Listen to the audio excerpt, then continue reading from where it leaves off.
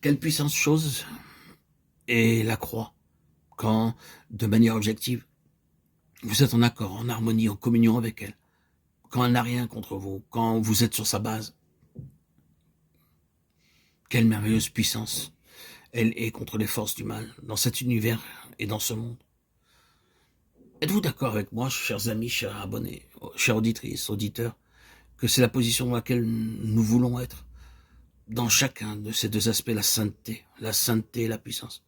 Ces deux choses sont toujours indissociables. La sainteté et la puissance.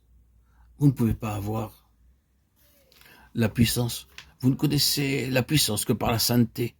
Mais si vous avez la sainteté, la puissance agira spontanément, assurément. Vous n'aurez pas à demander la puissance si la sainteté est là.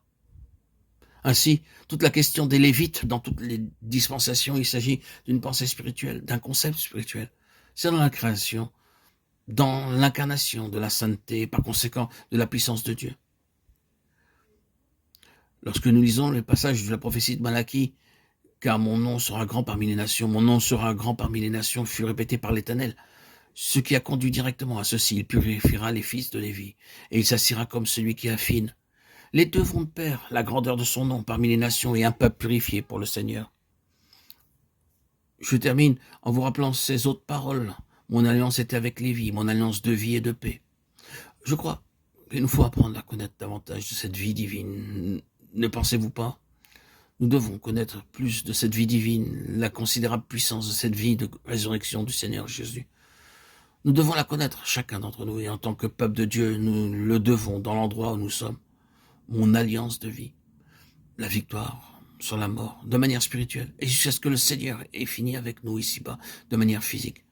Jusqu'à ce qu'il en ait fini avec nous. Je me tiendrai sur cette base permanente, la vie divine même pour le corps.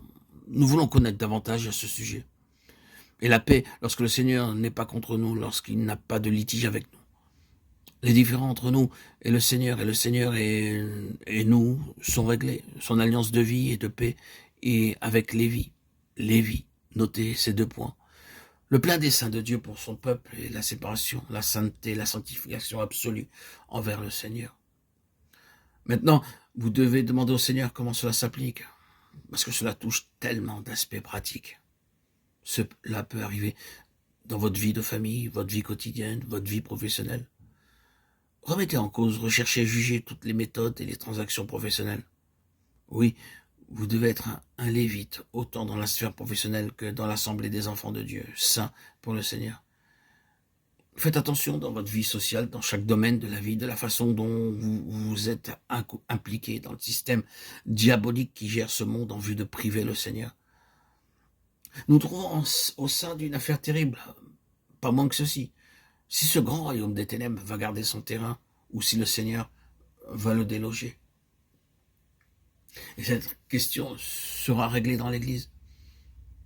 N'ayez aucun doute là-dessus. Ne vous méprenez pas à ce sujet. Ce problème sera résolu dans l'Église. Cela sera la gloire dans l'Église, et pour Christ Jésus dans l'Église. Maintenant, je dois m'arrêter là.